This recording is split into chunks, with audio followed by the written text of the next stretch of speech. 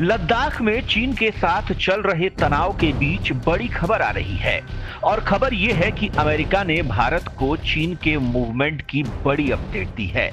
America खुलकर भारत के समर्थन में काम करने लगा है और अब उसने भारत को खुफिया सूचनाएं भी देनी शुरू कर दी हैं। वहीं फ्रांस ने कहा है कि वो भारत को बस 1 महीने में ही राफेल सौंप देगा। फ्रांस कोरोना के बावजूद भारत की सुरक्षा के लिए ये कदम उठा रहा है। वहीं चीन से तनाव के बीच भारत को दुनिया के कई देशों ने सीधा साथ देने का वादा भी कर दिया है। यानी चाइना की अब खैर नहीं है। वैसे उससे निपटने के लिए भारत अकेला भी काफी है। इस मामले में बड़ा अपडेट खुद चीन की ओर से भी है, जिसमें उसने भारत के सामने पीछे हटने के लिए एक बड़ी शर्त रखी है और वो शर्त है BRI यानी जिनपिंग की सबसे महत्वाकांक्षी परियोजना में भारत के समर्थन की बात। ये भारत बातचीत के सीधे फ्रंट पर नहीं बल्कि तीसरे फ्रंट यानी चाइना के प्रोपेगेंडा डिपार्टमेंट की ओर से की गई है। लिहाजा आपको इन दोनों बातों से रूबरू करवाते हैं, साथ ही बॉर्डर पर मौजूदा हालात से भी रूबरू करवाते हैं। चीन ने भारत के सामने बैकडोर से रखी शर्त। लद्दाख में वास्तविक नियंत्रण रेखा पर हजारों सैनिकों को तैनात करने के बाद भी अपने मंसूबों में कामयाब न होता देख चीनी ड्रैगन ने एक बार फिर भारत को बेल्ट एंड रोड इनिशिएटिव यानी BRI का लालच दिया है।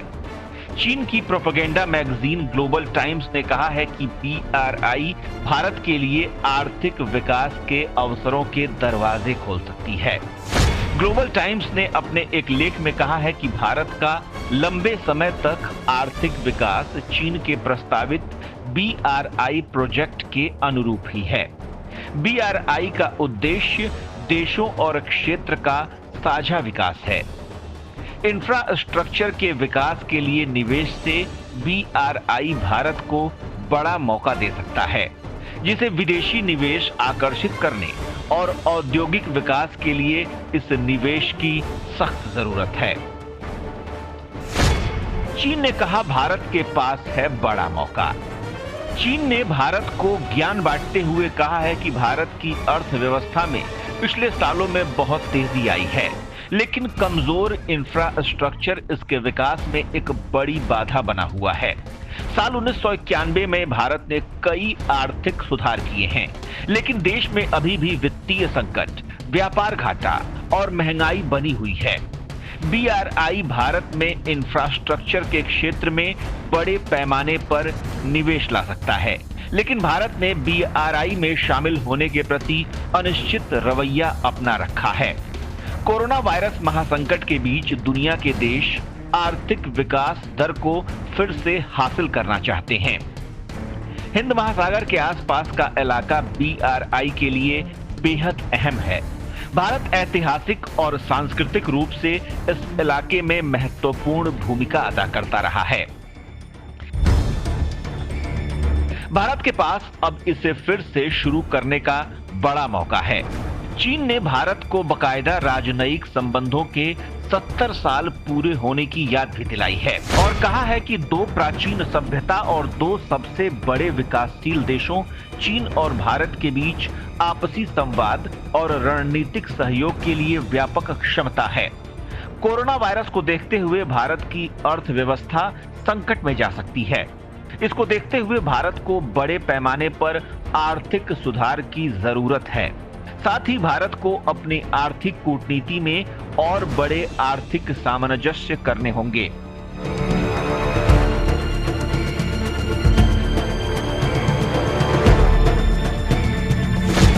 भारत ठुकरा चुका है BRI का न्योता। भारत लगातार चीनी राष्ट्रपति शी जिनपिंग के विवादित महत्वाकांक्षी BRI प्रोजेक्ट का विरोध करता रहा है और इसी के चलते ये प्रोजेक्ट पटरी से उतर भी गया।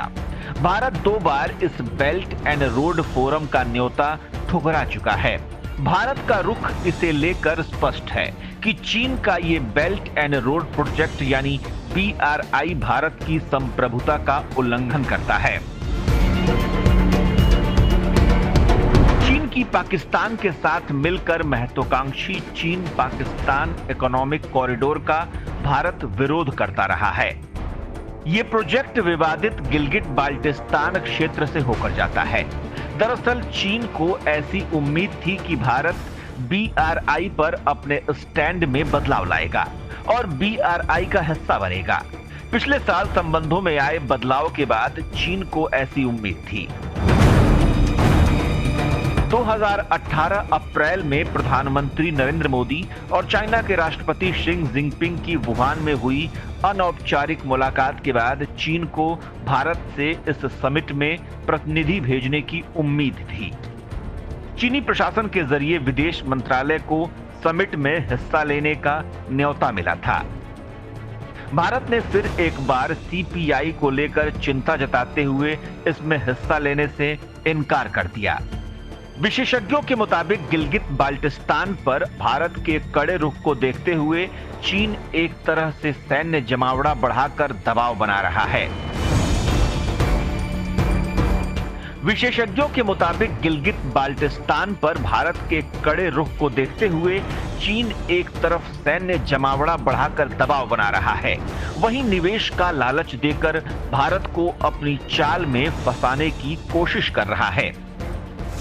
भारत के समर्थन में जुटने लगे कई देश। लद्दाख में भारत और चीन के बीच चल रहे सैन्य गतिरोध के बीच अमेरिका भारत को खुलकर तो नहीं, लेकिन बैकडोर से मदद पहुंचाने लगा है। वहीं इजराइल और ऑस्ट्रेलिया के बाद फ्रांस और ब्रिटेन भी भारत के पक्ष में आते जा रहे हैं और चीन को लगातार खरी खोटी सुनाने के साथ ही रणनीतिक दबाव बनाने लगे हैं। अमेरिकी विदेश मंत्री ने अब कहा है कि चीन की ओर से बड़ी संख्या में सैनिक उत्तर भारत में वास्तविक नियंत्रण रेखा पर तैनात किए गए हैं। चाइना की कम्युनिस्ट पार्टी लगातार कोरोना वायरस को लेकर सूचनाएं छिपा रही है। चीन ने हांगकांग के लोगों की स्वतंत्रता को नष्ट करने के लिए कदम उठाए हैं। अमेरिकी विदेश मंत्री पोम्पियो ने आरोप लगाया कि चीन जमीनी स्तर पर अपनी रणनीतिक स्थिति को अपने लाभ के लिए उपयोग कर रहा है और दूसरों के लिए खतरा पैदा कर रहा है। भारत के साथ लगी अपनी सीमा पर भी वो लंबे समय से इसी तरह की हरकत कर रहा है। भारत चीन सीमा पर और दक्षिण चीन सागर को लेकर चीन के आक्रामक रवैये के संबंध में फॉक्स न्यूज के साथ साक्षात्कार में एक सवाल पर पोम्पियो ने कहा कि चीन की तरफ से पैदा किया जा रहा खतरा वास्तविक है।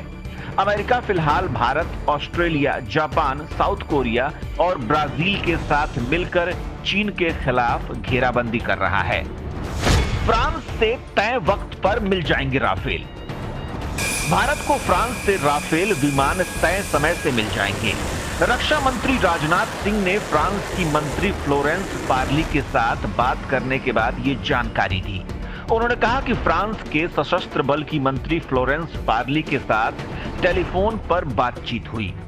फ्रांस ने कोरोना महामारी की चुनौतियों के बावजूद समय से राफेल विमान देने की बात कही है। बातचीत के दौरान हमने कोरोना और राष्ट्रीय सुरक्षा समेत दोनों देशों के हितों से जुड़े मुद्दों पर बात की।